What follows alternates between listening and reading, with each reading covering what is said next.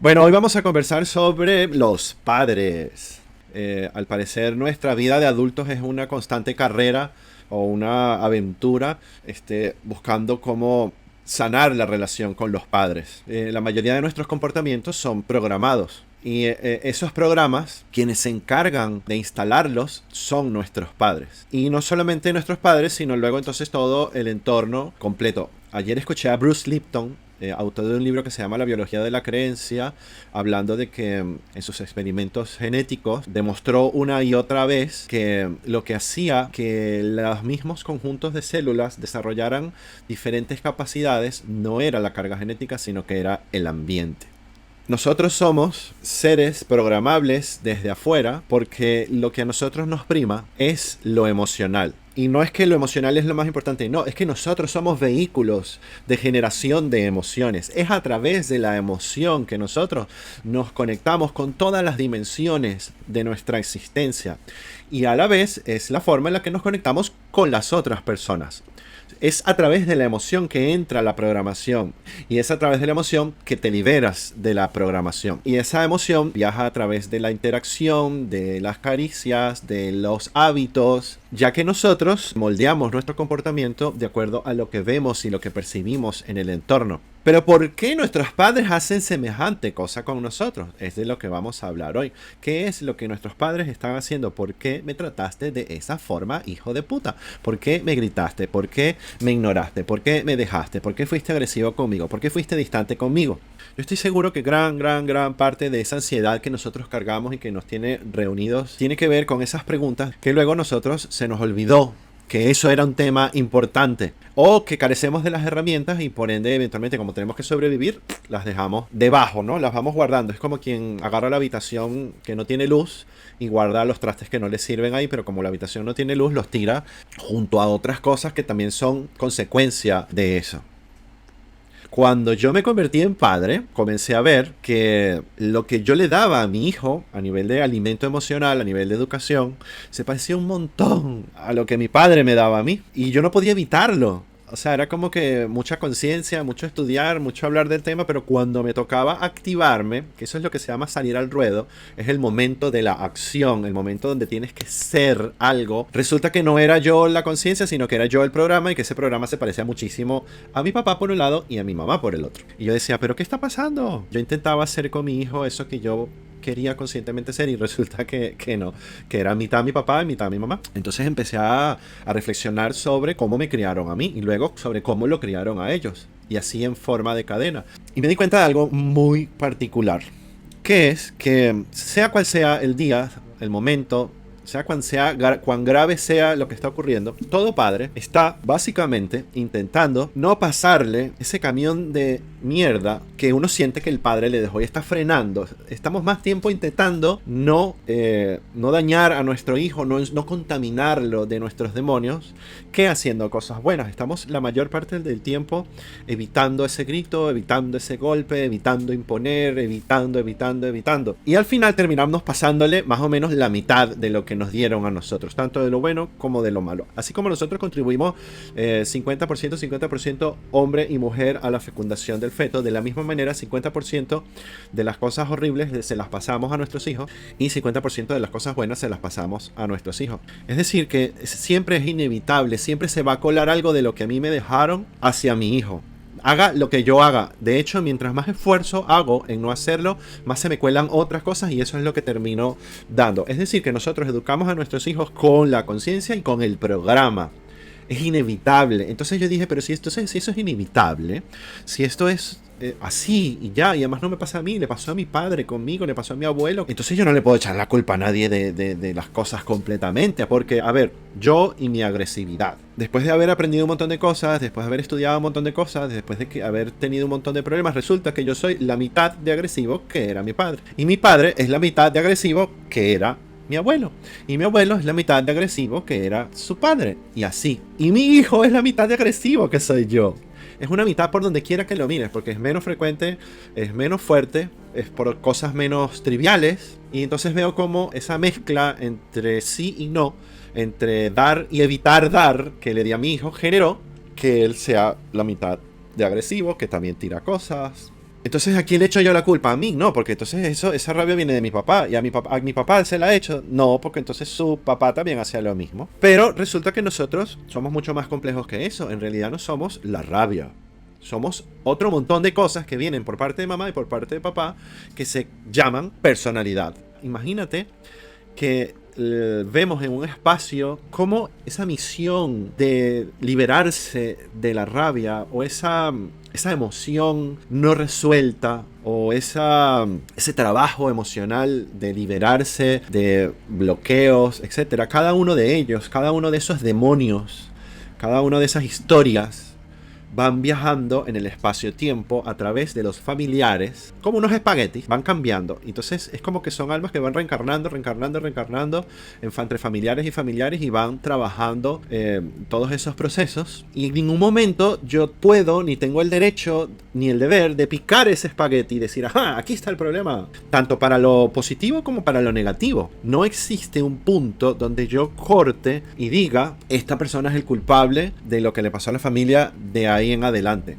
Eso nos revolucionó la vida. Primero, por aprender a perdonarnos como padre, porque no importa el trabajo que estés haciendo, lo que mejor estés haciendo, siempre tu inconsciencia te va a dejar que tu ego actúe bajo el programa que te dejaron y va a cumplir la función de conectar a tu descendencia con la familia a través de los daños, de los traumas y de las misiones de esas cosas que hay que resolver. Entonces, el dejar de machacarse sobre lo que estoy haciendo como padre, wow.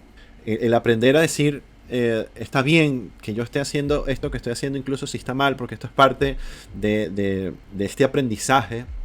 Y además, entender que no hay niño perfecto, no hay crianza perfecta. De hecho, perfecto no significa que no tenga errores, que no tenga problemas. Perfecto significa que continuó su camino y que vivió su historia y que cumplió con su misión emocional. No hay impecabilidad en la crianza. No existe eso de el niño sin errores, sin problemas.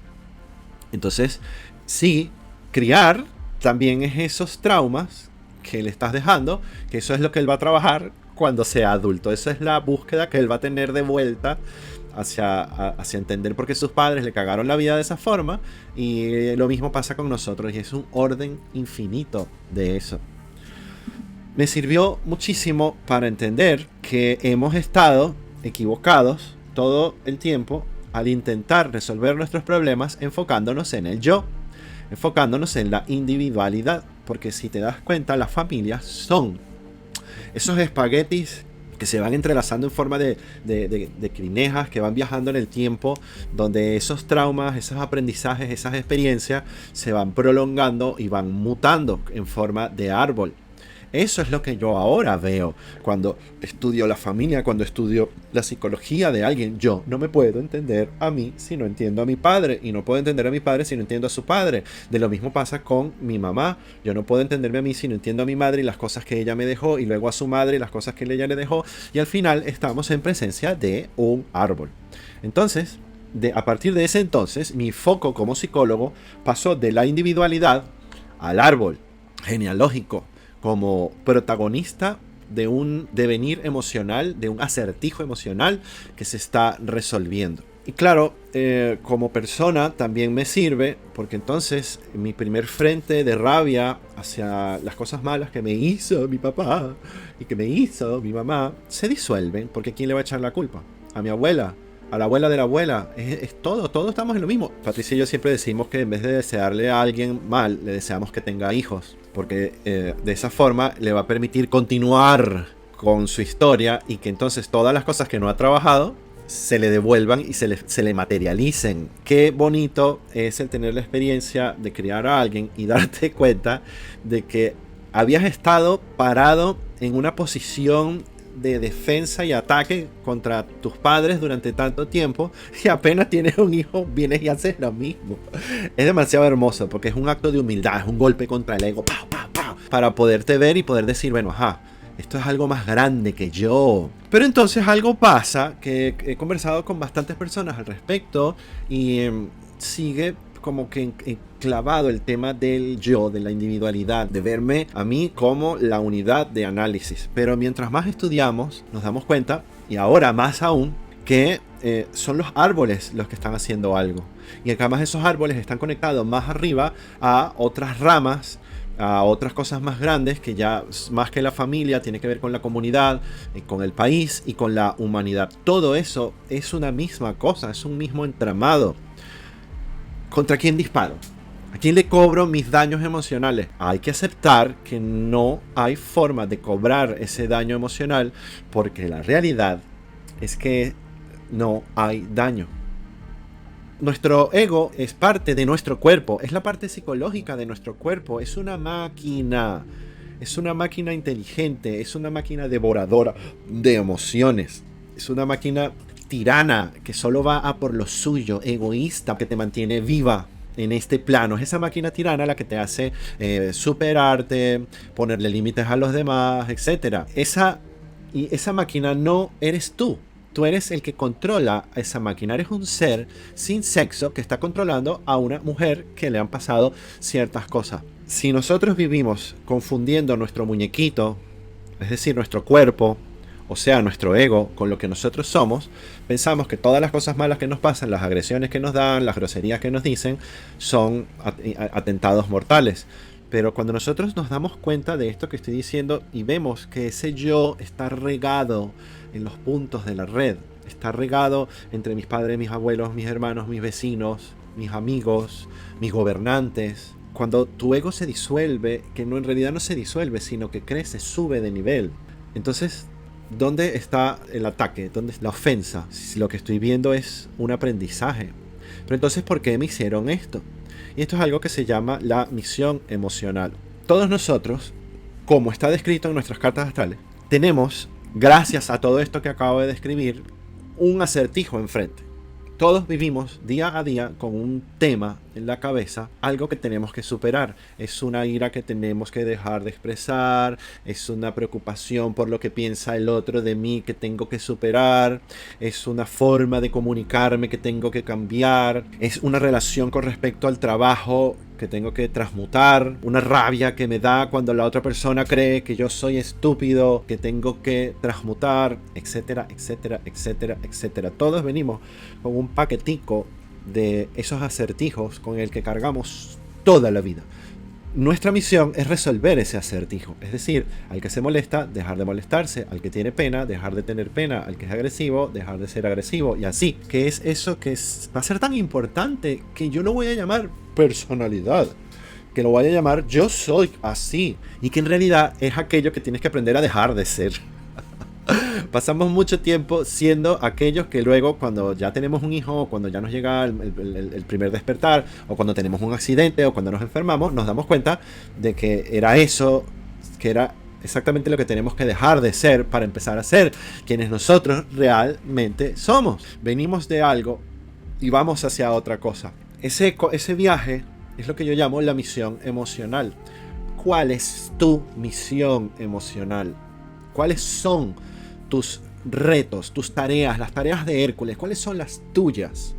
¿Qué pasa con los padres? Que los padres son, al comienzo de nuestra vida, ese reflejo fractal del mundo, donde ellos, queriendo y no queriendo, se nos convierten en esos retos que van a definir nuestra misión emocional. ¿Por qué la misión emocional es tan importante? Porque toda persona que no conozca su misión emocional va a estar por siempre perdida, presa de la angustia, presa de la ansiedad, presa de hacer lo que los otros le digan que haga, presa de ir para un lado y para el otro, en empleos, en relaciones, en países, en culturas, simplemente siendo gente. El que sabe su misión emocional, el que sabe qué es eso que le toca trabajar, ya sea porque lo descubrió a través de la astrología, porque es una persona que le cuesta contactar con sus emociones, o ya sea porque te diste cuenta, porque acabas de romper un vidrio y tuviste que pagar 700 euros y dices, ya no puedo más con esto, por favor. Tiene un propósito. Los chamanes describen a las personas como chamanes cuando consiguen ese propósito. En el libro de Carlos Castaneda, El lado activo del infinito, Don Juan define como guerreros a las personas que se dedican a hacer eso. Como dije en un video que acabo de grabar hace poco, sanar es un estilo de vida, no es algo que ocurre después de una terapia. Esa misión emocional es lo que te define. Esa misión emocional está escondida dentro de nuestra relación con nuestros padres. Gracias, papá. Gracias, mamá. Porque ahora que yo me desarmo y analizo qué es lo que tú me diste, y analizo qué fue lo que hiciste tanto esfuerzo en no darme, me doy cuenta de cuál es mi trabajo en esta familia, de qué es lo que yo tengo que hacer, hacia dónde voy. Y en la medida en la que yo trabaje esas cosas, voy a conseguir paz. Cuando yo tengo tanto que agradecerle a mi papá y a mi mamá, solo por eso a nivel ontológico, espiritual, y cuando yo me di cuenta de que yo no puedo irlo a atacar a él por haberme caído a golpes ese día que no arreglé mi cuarto, y con un poquito de ganas, viene el perdón. Y el perdón no es un acto misericordia, moral, emocional, es un entendimiento, es un insight de entender la verdadera naturaleza humana, que es gregaria, que somos más una manada que una persona. Las personas son como los pelos en la axila de un ser. Las personas somos como dedos de un ser. Si te identificas con el ser, entonces no solamente que las culpas no son solo tuyas, sino que las virtudes todas son tuyas. Y entonces vas a poderlas utilizar, ¿para qué? Para cumplir esa misión emocional. ¿Qué hay luego de cumplir esa misión emocional? Bueno, que te das cuenta de que eres ese ser grandioso, ese Dios del que siempre estoy hablando, y que por ende tienes todo el derecho del mundo de liberarte del montón de pasguatadas al que has estado llamando vida durante tanto tiempo. ¿Qué tiene que ver el tema de los padres con el proyecto Ansiedad Cero? Claro, el que tiene problemas con sus padres, el que lo ha tenido, puede entender la gran cantidad de ansiedad que sus padres generan, pero más allá que eso, como la ansiedad se convierte en un fantasma, en un ruido de fondo, que luego ya uno dice, pero ya yo perdoné a mi papá, ya yo perdoné a mi mamá, pero igual sigo ansioso, ¿cómo hago para quitarme esas cosas? Bueno, una vez que tú te quitas por lo menos ese porcentaje de rencor viviente hacia tu padre y hacia tu madre, o nostalgia, puede ser sensación de abandono porque no estuvo, culpa porque no hablé, porque no le dije, y se murió porque no le dije, etcétera, toda esa carga de sentimientos negativos, cuando tú entiendes que la unidad es el micelio y no la zeta, tienes la oportunidad de ir a probar otras cosas. ¿Y qué son esas otras cosas? Viajar a cuando eras niño y retomar de ahí las cosas que te gustaba hacer. Para nosotros encontrar la divinidad necesitamos mejorar nuestro alimento, mejorar nuestra respiración, nuestros ritmos y gozar, jugar. Los niños son divinos porque ellos están demasiado en contacto con el goce de la experiencia en el mundo 3D. El gozarse una risa, el gozar el tontear, el hacerse cariño, el no hacer nada, el jugar con cosas pequeñas. Todos nosotros adultos que vivimos esa experiencia de ya salir del nido y luego entonces trabajar, etc., nos vamos divirtiendo con lo que nos permiten nuestros amos, con la pantalla, con el periódico, pero se nos olvida, porque además ya lo hicimos un montón de veces, y esas actividades que me llenaban de vida están enterradas junto a traumas que tengo con mis padres. Está ese día que yo estaba jugando con agua y mi papá me cayó a gritos porque se derramó el agua y más nunca lo hice. Ese dibujo que yo hacía constantemente, que luego entonces nos mudamos y ya se me quitaron las ganas de dibujar, etcétera, etcétera. Cuando yo separo a mi padre de mí y ya no analizo que fuiste un hijo de puta conmigo, veo esa historia que él vivió, veo los hijos de puta que fueron con él, veo lo que él pensó que debió hacer, veo lo que me dejó, qué cosas aprendí de él, cuál es la moraleja, cuál fue su misión emocional que no cumplió o que sí cumplió, cuál es esa misión emocional que a mí sí me está ayudando a cumplir. Lo veo como una película, como una historia que tuvo su comienzo y tuvo su final. Lo veo en su mejor momento, lo veo como la moraleja que él deja a la familia, que no es ni mala ni buena. Y por el otro lado quedo yo. ¿Quién soy yo realmente luego de haberme separado de mis padres? ¿Quién soy luego de haberme liberado de esas ataduras y de esos contratos negativos con mis padres? Y la mayoría de las veces lo que encuentras es a un niño. Entonces, esa misión emocional continúa con ir a buscar a ese niño para volver a conectar con el sentido del gozo. o del goce, no sé cómo se dice, el goce, el gozo, yo prefiero llamarlo la gozadera. Cada día que yo paso un minuto siendo niño, jugando, sintiendo ese éxtasis por la vida, se me va sumando a una capacidad superior para entender cuál es esa misión emocional que tengo, para entender a mi papá y a mi mamá sin drama, cosa que me libera y me permite ir a volver a jugar. Cosa que me permite entonces, sin tener menos rencor, para ir a volver a ver de nuevo una y otra y otra y otra vez la historia de mi padre, la historia de mi madre, y traer nuevas piezas en el rompecabezas que estaban ocultas bajo mi reconcomio. Cuando tú le tienes reconcomio a alguien, ya sea ira, culpa, rabia, etc., lo que tú ves como la historia no es lo que ocurrió, porque estás viendo lo que tu ego te está reclamando que veas. Cuando ese reconcomio baja porque te diste la oportunidad de jugar, ves y dices, ay, pero mira, aquí hay otra cosa, aquí hay algo nuevo, aquí hay una relación, aquí hay algo que le hicieron a mi madre que la hizo ser como ella era. Entonces te conviertes en una estudiosa de tu árbol y pasas días y días y días pensando en cada uno de tus padres, tíos, abuelos, disfrutando, deleitándote de cómo la familia se va construyendo, porque vas viendo ese entrelazamiento de emociones y de trabajos emocionales por los que tú estás pasando, de los cuales tú eres parte, de los cuales tu hijo también es parte. Una vez que comienza ese proceso de desligar la memoria de tu infancia de tu padre y de lo que él hizo o dejó de hacer, vas a encontrar más cosas que te hacían feliz cuando estabas pequeña, y si no las encuentras, búscate unas nuevas, invéntate una niña nueva. Todo confluye en eso, el goce de estar vivo. Es ser irresponsable, ser desnudo, ser salvaje, impulsivo, de una forma juguetona, reírse mucho, decir cosas bonitas afuera, a la gente, gritar en el bosque, en soledad, disfrazarse, pintarse. ¿Y por qué me refiero a todo ese tipo de cosas que son de niño? Porque no cuestan nada, no necesitas energía eléctrica, no necesitas una cuenta de Facebook para disfrutarla, no tienes que estar logueado en nada para disfrutarlo, es un disfrute del hecho de estar vivo. Bueno, queridas, porque no hay ningún chico, buenas noches, me encantó tenerlas acá. Un abrazo, que estés muy bien. Chao, buenas noches.